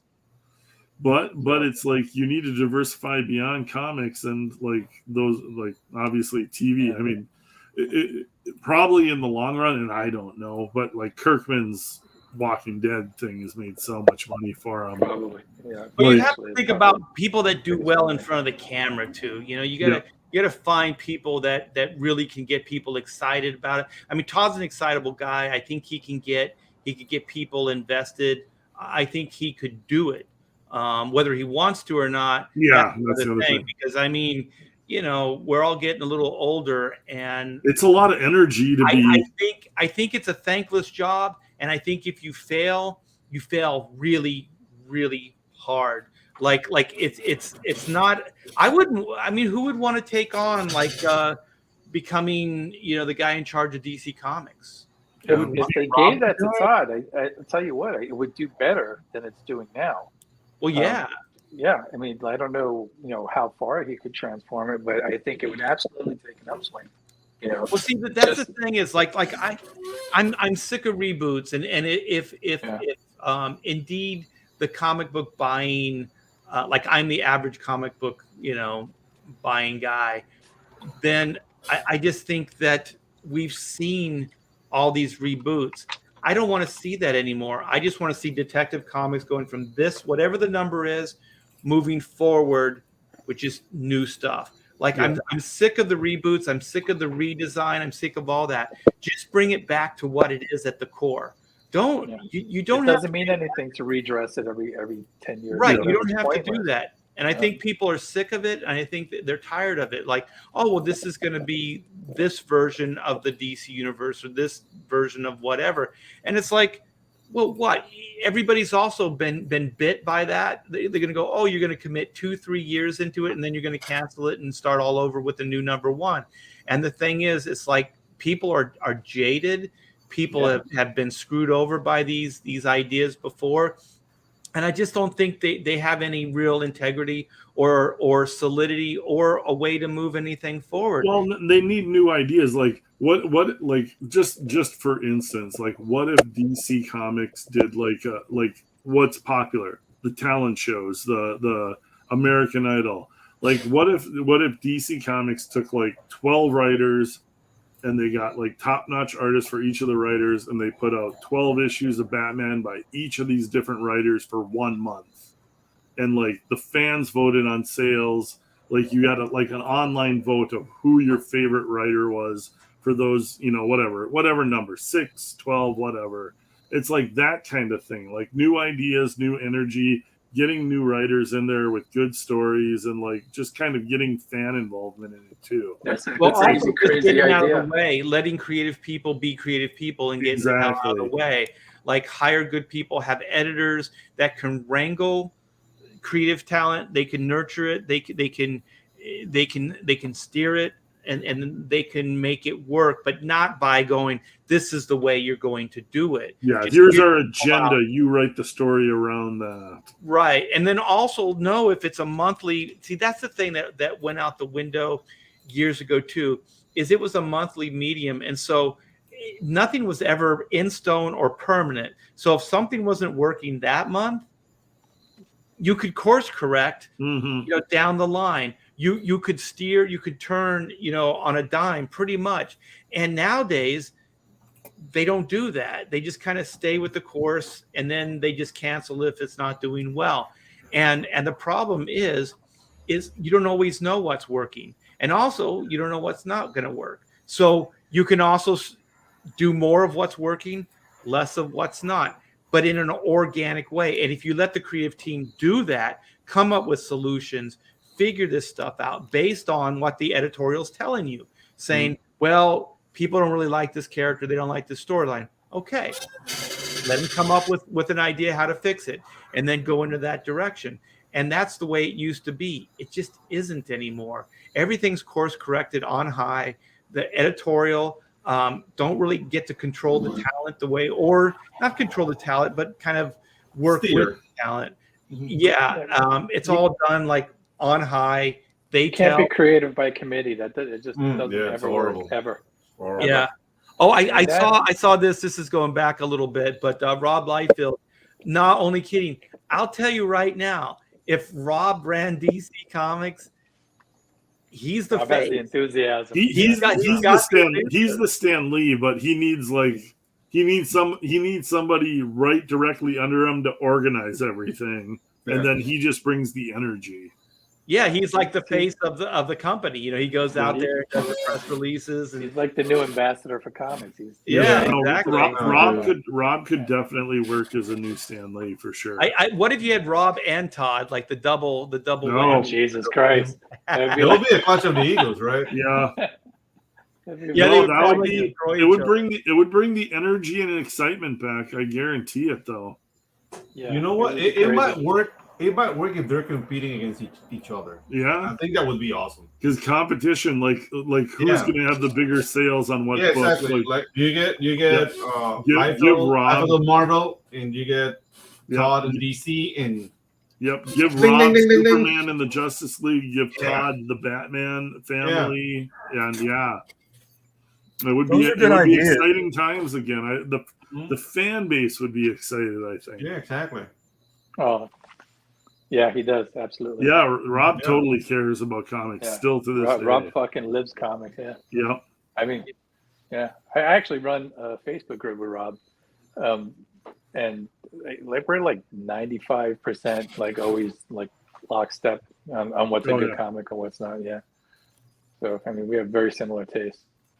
no, you need Yeah, somebody and who I think cares, and Rob- those guys still care about comics. Yeah. Yeah, Yeah, for and sure. Rob understands comics. Like he's a comic historian. Like Yeah. he knows all those storylines. He knows all those characters Yeah. and everything like that. So, I think he could be good. But like I said, like these guys are older now. I just don't know how hard anybody wants. That's the thing is the energy level is like you need somebody about 10 years younger, like late 30s, early 40s is a better age than late I to mean- mid 50s. Yeah, But this is Rob kind still of, has kind that of. enthusiasm. I think Todd Yeah. would too. You know, Yeah.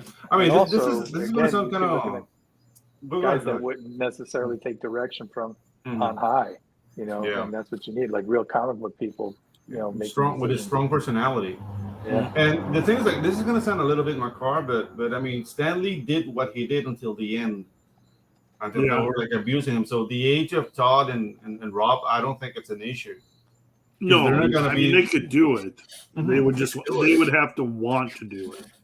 Yeah, I'm not that's the saying other that they can't do it because they're too old to do it. I'm just saying Yeah. that once you have that kind of FU money and you Yeah, have those that kind of guys. comfort Yeah, zone, why would you want to take on this kind of responsibility? Because gotcha. ultimately it could doom your legacy. Like if Todd went in and then DC within And no, 5 years went back to the crap hole that it is, then that tarnishes. He can't make it worse. and no matter what fans He are going to can't make bitch. it worse. Yeah, no matter what fans are going to bitch about what you're doing. So it's like you have to be ready for that onslaught of complaints again, especially Rob. Rob gets it thrown at him more than anybody. Yeah, he's used to Well, it. He is. These are simple solutions. They're simple solutions. Everybody knows the solutions. Jim Lee knows the solutions. They just Yeah. don't want to do it. They just don't want to do it for whatever Yeah. reason. All right, That's the spend thing the is, money. Jim could fix the ship if he wanted to. Well, yeah, spend the money, get good talent in there, woo the best talent, get them by spending money, make your talent happy, encourage them to create with incentives, ownership, whatever it is. Encourage them to create new villains, new whatever. You can reinvent all your heroes with new villains. You don't have to rethink your entire hero. All you have to do is incorporate more contemporary villains, and New that will challenges, automatically put your hero right back to where they need to be. So I would encourage them to create new villains, and then I would tell the editorial, you have decision making. We'll have like a monthly or a weekly get together. We'll trade update everybody on what's going on in the different offices. But And guess what? Sales matter. Yeah, well, and we trust you to make the decisions based on these artists that we've hired for you, and then get the hell out of the way, have good incentive programs to encourage people to create, and then just spend money. If you start spending money, you're going to get talent. When Image came out and there was money and Marvel, where did all this talent come from? Yeah, It came because all of a sudden there was money. And you're going to get people that want to do comics, but it doesn't make sense financially to start doing comics. People are going to come out of nowhere to start drawing your comics if they know that they can make decent money. And the fan base is still there. Yeah, but that's the other thing is there's no incentive. I mean, why should I give a character to Marvel for what when I could just put it out myself? I mean, they don't have anybody that's feeding their universe anymore. Because if you've got a good idea, why give it to the company and just get it? There's my name on a movie one day, but I didn't get a penny for it. Who gives a shit? Well, you know what that's like firsthand. Yeah. It's not only not seeing any money; it's seeing somebody else making money with your idea. Well, you're here like it's what Jack lived with. His whole life. It's easy. It's easy to fix, and then also hire good business people. You need to start getting these comic books into just common stores. The specialty shop is good, and I think that we should make specific specialty books for specialty shops. But as far as monthly floppies, they should be inexpensive and they should be everywhere. And then you should advertise. Even if you have to do like the Walmart idea with the giant size book with multiple issues in there, even if like the backup ones were reprints, like that should be in every grocery store too. Like just have a fat book that's got Captain America and the Hulk or Superman and Batman. Like all these parents know all the Marvel movies. They buy that book for $4.99 and it's got like 3 or 4 comic stories and they hand it to their 8-year-old kid while they're checking out the grocery store. Like that would make the biggest difference over everything, and it's doable. The Walmart did it for a little bit, and I think it worked to some success. But and also, we've talked about this on Pontificators to great length, is that you also have to, everything short-term with comics. Like they do something, they just let it burn out, and then they go to the next thing. But it's never multi-tiered, and it's never long-term. It's always just like in the moment, and then they move on to the next thing. What they need is to create a campaign for the next 10 years, the next 20 years, on how they're going to bring new audience in and how they're going to sell. Go ahead. Get something. I think another Oh, you want me to wait? No, I was doing you. I think another aspect that I think is missing, and I'm not saying it was ever there, I don't really know from the inside, but you have to cultivate your talent, and you have to get artists that look like they're draftsmen, because this Steven, it is what it is, and there's plenty of places for it. But if you're going to put it on your iconic characters, if you're going to put some of these artists on like that are doing the X-Men and stuff, like Travel, I'm not a big fan. Travel Foreman is unique and stuff, but I'm not a big fan of Travel Foreman and a couple other guys. And I think you don't put your iconic characters teamed up with these type of artists. I think superhero artists need to look like they can do anything, look realistic to a degree. Everybody has a sort of style, but you can't draw a ship that looks like a bubble, it just can't. So I do think there needs to be a department of cultivating talent and getting artists that are at a certain level. I don't care where they're from, doesn't matter, but that they're at a certain level, and putting them on your flagship titles. You want to have kid titles with artists that are very like cartoon, they look like coloring books where the deep outline is like, you want to do that at that level. But don't do that with your X-Men and your Supermans. And, I mean, granted, a stylistic guy, like, for instance, when you put together Ed McGuinness and Mark Morales, fan-freaking-tastic. The look of the two of them together, it's fantastic. It looks so good. And he's stylistic. So that's not what I mean. I don't mean you can't pick stylistic people. You just can't have it look like a coloring book. Yeah. Right. It has to look like there's real commitment. It's like watching a movie that's like low budget and the effects are really weak, and watching a movie that the effects kick your ass. I mean, you want a comic book that's worthy of purchasing. And if it looks like, it's a coloring book or something that's really simplistic, people aren't going to feel like they're getting their money's worth out of it. I completely agree. I think there's so much more they can do, but also I think that the corporation needs to get behind them. They need to delegate more money for advertising. They need to get out in front of the consumer and advertise the product.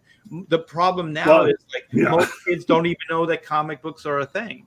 Well, and the other problem now is I'm guessing everybody in the DC offices is just keeping their heads down and their doors locked. Like if anybody drops a pen in the office and it makes a sound, they don't have they're offices probably anymore. the most hated There's no person in the office. Everybody is dreading the Zaslav ads right now. They're hiding in their cubicles like this. But the thing is, there's no office to draw a pen. Yeah, I'm looking at this as a good thing, though. I'm looking at this as like it will be in the long term. This had to happen. Like when the pandemic hit, we saw how fragile this industry was, and we saw everybody scramble, and we saw Diamond for what it really was. We saw the retailer, what they really were. We got to see the companies, the publishing companies, for what they really were. And the thing is, it was absolutely frightening of how fragile everything was. And it's still, I think it's a miracle that it's even still, up and running, to be quite honest. And for the first time in my almost 40 years doing this, when the pandemic hit and everything kind of started crumbling, I wasn't fearful, because I was independent of that. I wasn't reliant on those guys to call the shots for me anymore. And so, there's this thing called CG. It's absolutely amazing. I think we're gonna change things for the better. Already are in the long run. And I think there are people that really come in, like people that support these books are really comic book fans. Like these are the fans, and some of them are still buying Marvel and DC. I don't say like don't buy those. Oh yeah, but buy what you want. Yeah, but I think they're really getting less and less about those things and more into the alternatives, and we are definitely a viable alternative to that. And it's getting stronger and stronger every day. And the business model is not reliant on retail outlets, distributors, none of those things. So that's it. No one can really. We're kind of insulated in that regard. Go ahead. I got another idea. I'm not for variant covers, but if you want to take that very same issue and sell an inked issue and a pencil issue, you might make more sales than you would by variant covers. Well, see, that's what we talked about on Pontificators too. Like to actually help the retailers create specialty books. Like retailers right now should be talking to each and every one of us CGers and saying, how do I get your books into our stores? Because these are collector books. These things are red carpet events. These are one of a kind collectible books. And I think that retail, they used like the comic shop was reliant on the monthly floppies. Well, I still think that there should be a newsstand. I still think those floppies should be cheap. They should be produced inexpensively, and they should be mass produced. They should be available everywhere. But one of a kind, like trades, books like Black and White and things like that, they should all be in those stores. You know what I mean? You have to be looking, for ways to expand at least. I mean, even Stan back in the day, when they were just doing comics, he tried to upscale things like with Hulk magazine and get, in bookstores and magazine stands and stuff like that. Archie for decades, made their money on the digest because they got them into grocery stores. And so, you gotta have an eye out for. And today it's difficult because you're dealing with trying to bring young people in when they have the whole of the internet to be distracted by. I mean, so you have to carve something out that's special for them. and that will keep them there. But also, yeah, but I think you're right that like out in the real world too, you got to figure out how to make inroads somehow with kids, be it through schools or scholastic books or something. You got to look for alternative ways to grow an audience. And it's all the above. It doesn't have to be just one thing. And that's what this industry kind of does is this is working. And then they just keep going in that path until it doesn't work anymore. And then they try to like fix it, on the fly and go into another direction. But I think that's the business mentality when things are healthy is that, it's America, right? So we're making money. Let's just keep raping it until it's fucking all dried up, and and then move on. But like things are not that healthy anymore. The comic book industry, DC, look what they're doing there, with their sales numbers. But you can't act like things are still plump and ripe for the picking when it's really slim pickings and it's been dying for a long time. Yeah, but it would take somebody that has power and vision because if it was just, even if it was Todd going in, he still has to deal with like Warner Discovery. You know what I mean? And he comes up with this great marketing plan and they're like, no. Yeah. You know what I mean? Or, okay, I have another idea, and they just nix it. And then it's like, well, then where are you? That's the problem with like corporate entities, and especially if you're floundering, if you're not doing well. And it's more likely that more money. It's more likely that the corporate entity will take somebody from their business and shove it into comics who has no idea. And comics is such an insulary, weird little business that if you took somebody from like corporate entertainment and stuff them in there, it's like good. Yeah, we always come back to the same problem where the guy who's in charge, who's a shot caller, has to be a comic book guy. He's got to know that, so he's got to live it. He's got to grow up with it, and be a professional, and it's just got to be in his blood for because this is a very, very specific medium that we have. And surprisingly, a lot of people that got into comics aren't necessarily the best business people in the world. No. Most of them aren't business people at all. Exactly. That's my point. I was being sarcastic. Most of them can't tie their shoes. It's like if you were a good businessman, you wouldn't get into the comic book industry. You only get into comics because you live and breathe it. And that's also why you get exploited as well. And that's what makes me sick to my stomach. Is like all I've ever wanted to do is draw Spider-Man. Not me, but like there's somebody, right? Oh yeah. So then they go to Marvel and they just have that enthusiasm, right? And then Marvel's like, yes, well, just we can exploit this guy, and they'll just kind of burn you out. They'll exploit you. They'll burn you out until you become jaded or figure out how to really be a businessman and protect yourself. The porn industry. It's nothing like the porn industry. No, they make money over there. They make real money. In that token, there's got to be people that are protected, right? Mark Bagley must be protected. There's just guys that landed in the right spot. But he's got to be protected because he's been doing Spider-Man forever, and it's not the most selling Spider-Man. Well, he hasn't. Has Mark Bagley drawn anything recently? He's still drawing Spider-Man. Are you kidding me? To this day? Yeah, but how many guys can do Spider-Man monthly? I haven't seen a Spider-Man comic in a while. Yeah, Mark can draw it monthly. Right, he could probably do it in 2 weeks. Yeah, he can do it in 2 weeks. I worked with him. Yeah, I'm sure we were doing 2 books a month. I'm sure Mark can pencil 5 or 6 pages a day without even trying. But what I said about there must be people who are paid well. When I meant protected, they're paid well. Yeah. Because they're not out there bitching, right? Oh, yeah. If you weren't paid well, you'd be bitching. Yeah. But you know what? Some people figure it out. I mean, like what it took me forever, but I lived in California all my life. So you have to make, like, for my lifestyle, what we had in California, it takes a lot, Right. And then you realize that most people that work in this industry, they don't live where it's expensive. They live where it's relatively inexpensive, and they have very, very humble lifestyles.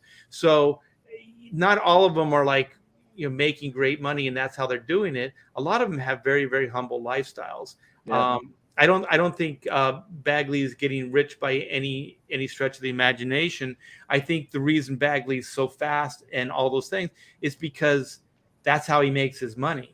Yeah. You know what I mean? That's another way, and he's always drawn that way. He's always drawn that way. You can draw. If you but can there's draw something to be 2 said pages a about day, that because John Romita Jr. is the same way. His style is how I draw fast. Is his style, and but you get to a point where that begins to work if you put out enough. Well, if you got talent too, but John Romita Jr. I think is a good example of what a good comic artist can be.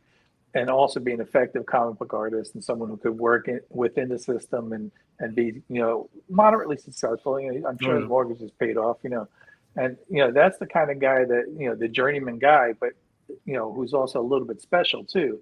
He's not just, JRJR is not a, just a schmo kind of throwaway artist or anything.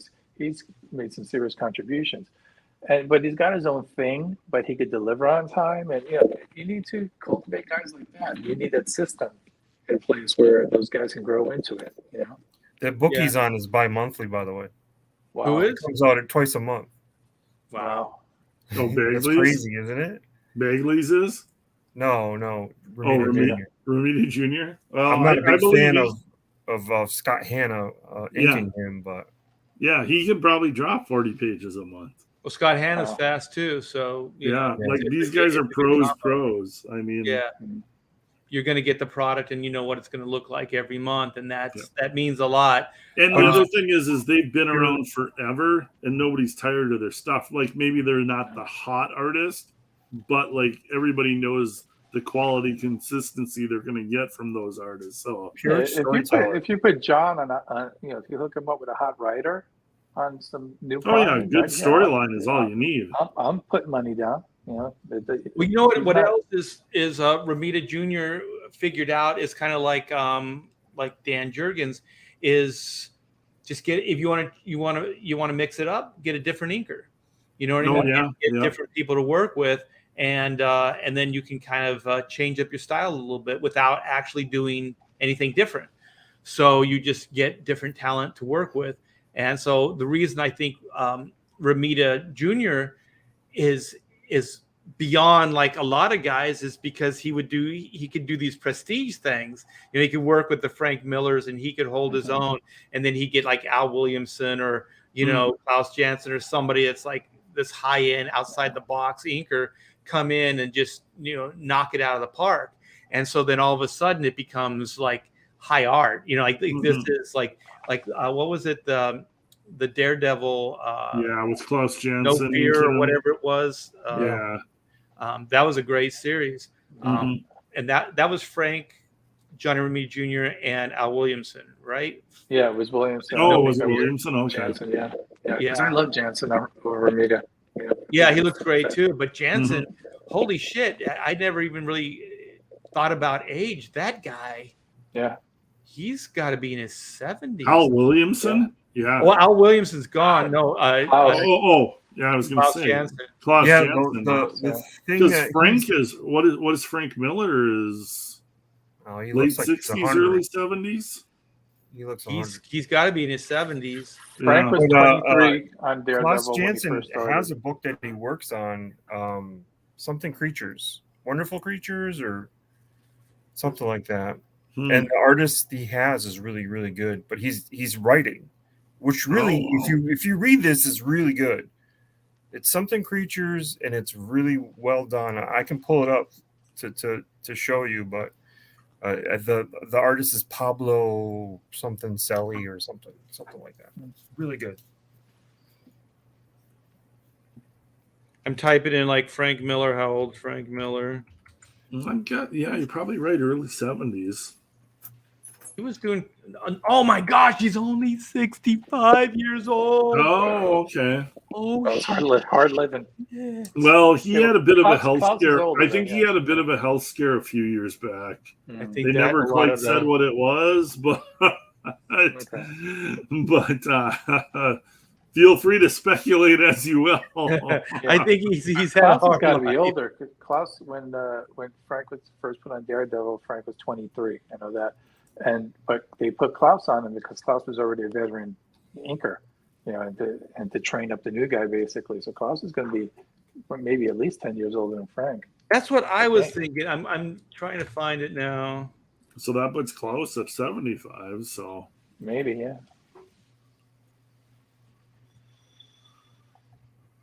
Let's see. Oh yeah, Klaus is 70. Okay. So there you go. Those guys are still too old to be doing monthly books. yeah. Well, let's wrap. Oh, go ahead. Yeah, sure. No, I was just saying Frank just started that new publishing venture, so cocaine and booze. He's doing. I'm kind of excited about it though. He's doing Ronin 2 with Philip Tan. That looks pretty good. Ronin is my favorite comic. I love that. Ronin was miniseries. Great. It was like Lone crazy. Wolf and Cub meets what's his name? Mobius, right? Mobius, yeah. In its day, it was shocking. First of all, it wasn't superheroes. That was the first thing. But to see somebody's name above the title and to get full creative control and everything, to do something so out there. I don't know how he really combined as successfully as he did those two, like the Lone Wolf and Cub and the Mobius stuff. I mean, there was kind of these two different styles, but they worked, and they were almost like they're two different worlds, and it still worked together. That was a really unique issue, art-wise. The second issue of Ronin, I thought was that he really hit on something that he just was there for that one issue and then moved on. But like that second issue of Ronin, art-wise, I thought had the rest of the series stayed with that style, I would have been over the moon. But still, even with him like kind of growing and moving on to that different look, I still love that series. I mean, it was just it was great, and the twist. Atom bomb. No spoiler, but the 5-page fold out. It's worth it, man. That twist is worth it. Yeah. Oh my gosh, I'm reliving it now. I'm gonna have to reread that book. Yeah. I've got 2 Ronin retail posters from '83 in my studio. Yeah. Even the coloring, because they went with the more like European color schemes and stuff like that. It was a badass comic. Well, let's give our party shots and wrap up another Pontificators. So, Chris, I know you have a website and you have a book that you're soon going to drop on everybody. Yep, Penelope Powerhouse is coming soon, and very, very proud of that script there. I think it's hysterical, and so I can't wait to put it in front of people. Yeah, that trailer you dropped the other day, it was pretty awesome. Yeah, I think the script is a way better.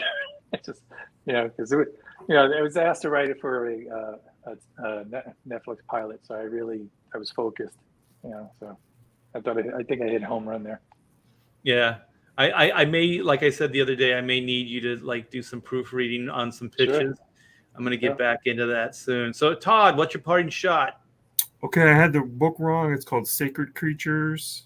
Mm-hmm. And Klaus draws like the flashbacks and stuff, and this other artist draws the main storyline. It's written by him. It's great stuff. You got to look it up. Cool. Thanks, Danky. Links. I don't have Chris's link. He's got a YouTube channel. So what's your YouTube channel again, Chris? Yeah, it's Full Blown Psychosis.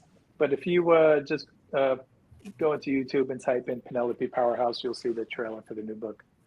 Okay, you guys, so you can check that out. Once it starts getting a little bit more towards release, I'm sure Chris will have a pre-launch page for you and everything, and then I'll be dropping that in the links with everybody else. And I do believe Chris is going to try to make this a weekly thing, so you guys might be seeing a lot more of Chris Wozniak in the future, which will be great. And so also Tara Wombat, the other links are in the description. So Slave Girl is in the description. Black and White is in the description.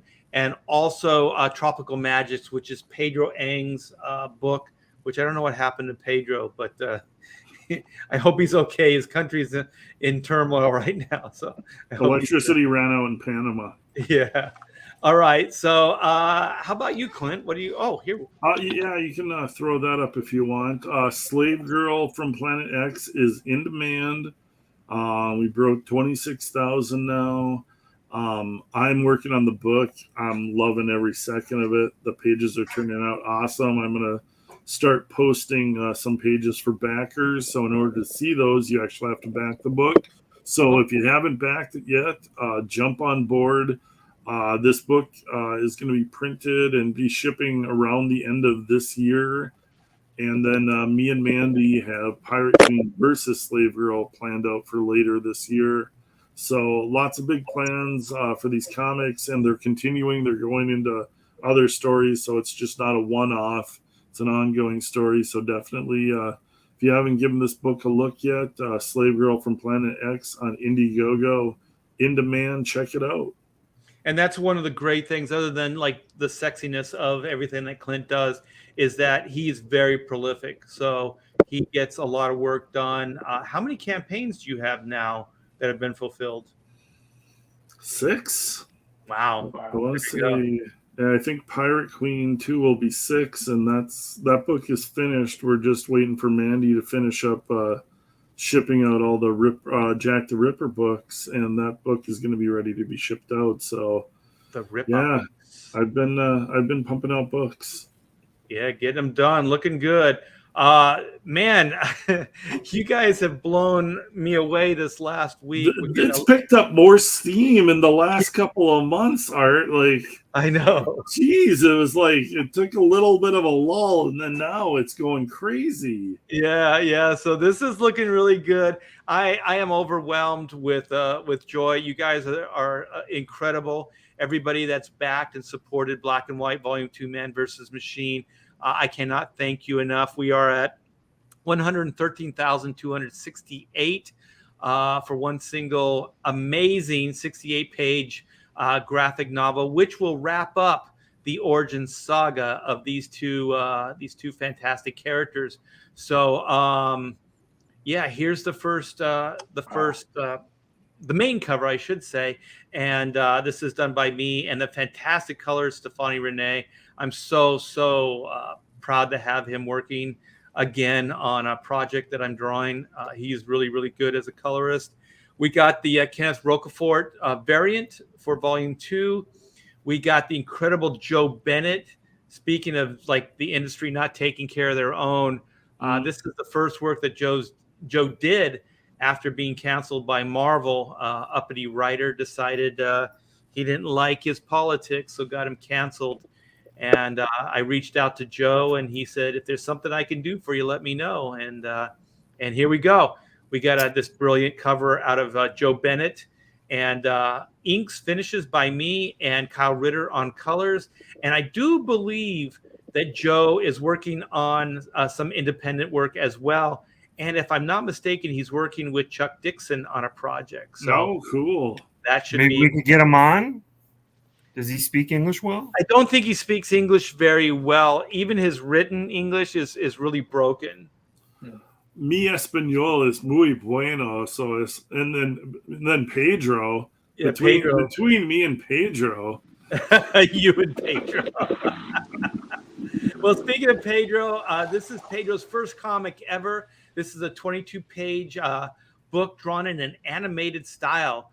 This book looks so fantastic. Written by Monster MD fame Von Klaus.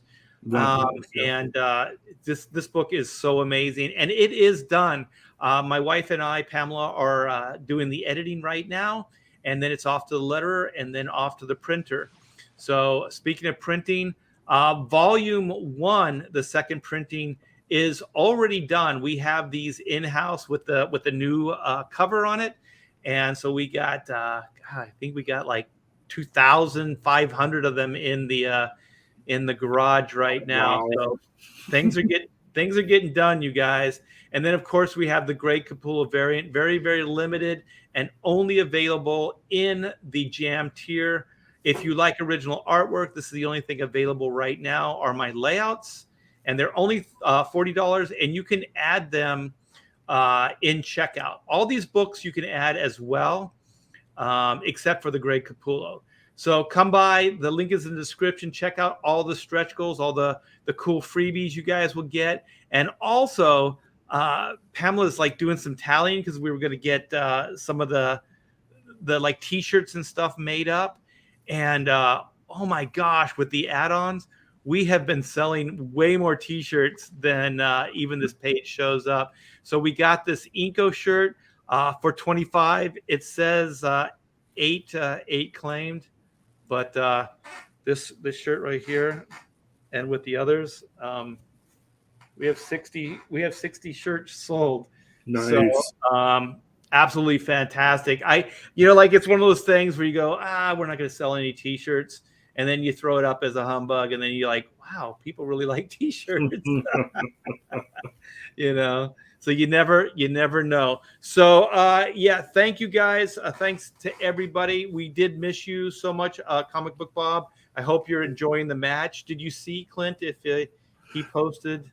I might have gotten a glimpse of him out of the corner of my eye, but it might have been just some other dude in the crowd too. It was, I don't think he was front row. Well, he had made up that sign. I know the sign was what I had to try and keep an eye. Let me see if I can find the sign real quick. Yeah, the sign was funny. I don't want to dox anybody. It was like 11. It was like basically typing paper. Oh, it looks. I thought it was bigger though. Oh, maybe I. It looks like it's on. It's on like some kind of board here. We'll yeah, it didn't look huge. So if you guys are watching, what's the match right now? Oh, it's over now. I think the live presentation for. Wow. Well, if you guys were watching, you might have saw this sign being held up by Comic Book Bob. Yeah, that's there awesome. You go. Oh yeah, maybe it is bigger then. I think it's a little bigger than a sheet of paper. What's that? I love it. That's really cool. Yeah, Bob's cool. Bob is heart and soul, man. So thanks to Pedro. I hope he's okay. And thanks to everybody on the Pontificators, Chris, Todd, and Clint. You guys are the best. And thanks so much to everybody in the chat. You guys are the best. We will see you next week with another brilliant topic. So everybody enjoy your evening and have a great rest of the week. Take care.